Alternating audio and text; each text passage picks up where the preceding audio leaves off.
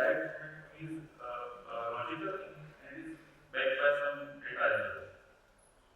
So I am interventionist, but I am neurologist also. I am first neurologist.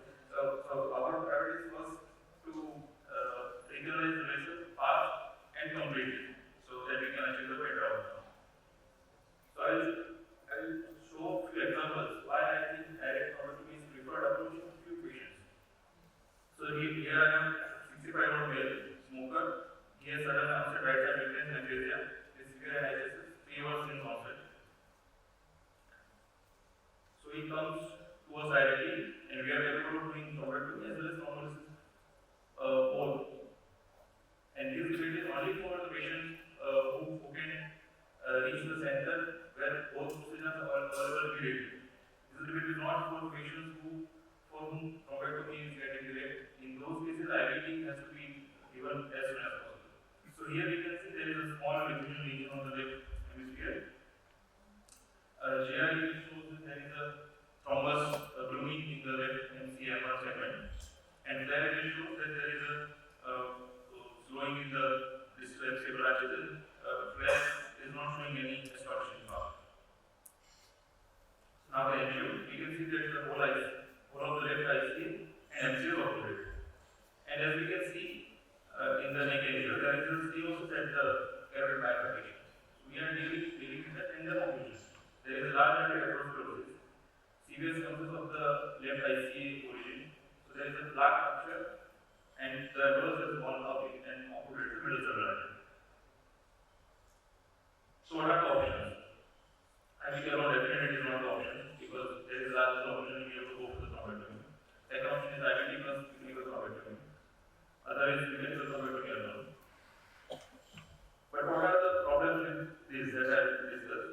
Other option is IVT plus thrombectomy plus carotid stenting or thrombectomy and carotid stenting only. So what is the problem with IVT plus MT or MT alone? It is likely to work, but it will not cure the atherosclerotic lesion. And these patients have very high chance of recurrence if we don't treat the severe stenosis, if we don't treat the atherosclerotic lesion. If we remove the MRI, then these patients can have thrombus again and they can have emboli in initial 2 days. So we have to treat the atherosclerotic lesion as well, apart from removing the emboli. So why this becomes an issue in IV thrombolysis? Because once we put a stent to treat the severe stenosis, then patients require pure integrated. So if patient has received IV thrombolysis, then giving pure infusion and then loading double integrated is a major issue. So I think many of us will not agree that loading with antiplatelets immediately after thrombolysis. Many of you will think that there is a major issue in that.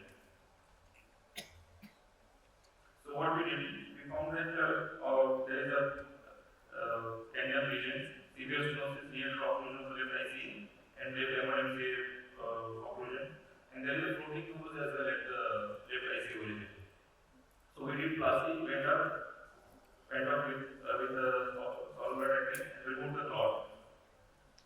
And while coming back, we have placed the filter, then did the put a stand and did plastic again. So we have done here direct thrombectomy and carotid stenting. And necessity showed small impact, patient report very good. So these patients with atherosclerotic lesions causing arterial anomalies or in situ thrombosis, we have to do some rescue treatment to prevent the occlusion. In these cases, IVT becomes an issue, and recent studies show that asymptomatic hemorrhage is more in patients who receive IV thrombolysis, in which we require stenting also. Another case is portfolio female, more in number diabetes, blood pressure on arrival is 20/120, and she has right side weakness and aphasia of 20 minutes. She has come very fast and she is severe analysis. So MRI was done within half an hour of arrival, and very early, if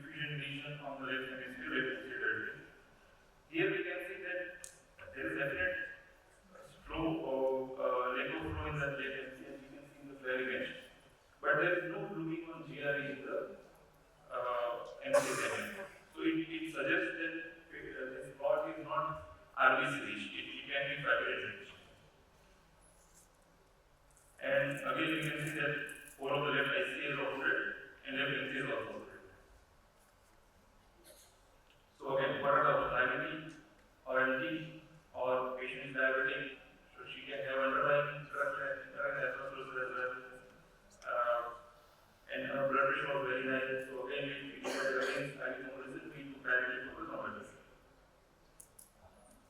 So we found that IC origin is okay, but distal it is okay. IC coming is okay. So again, we did the solver technique, remove the clot, and as you can see, compared to the previous clot, the clot here is white, so it is fibrin rich. So these clots, they usually don't bloom on GI, and they will not have hypertension sign on CD. And these clots are specifically very resistant to thrombolysis. So this is a fibrin rich clot, as you can see. And this patient again had recovered recovery. So this is the second issue. In the patients having clots which are not RBC rich, they are very resistant to IV thrombolysis. So it is very unlikely that these patients will get brachial or any benefit with IV thrombolysis. In these patients, anyway, we have to avoid thrombolysis. So why to take additional risk? Why to take additional cost of the IV thrombolysis in such patients? So we should guide our treatment based on the clot characteristic as well.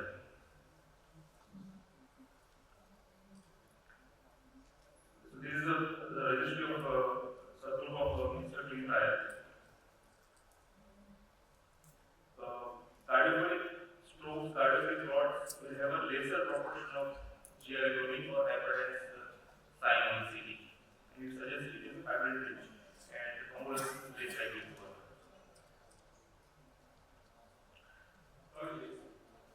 Forty-year male had recent MI and has undergone coronary stenting.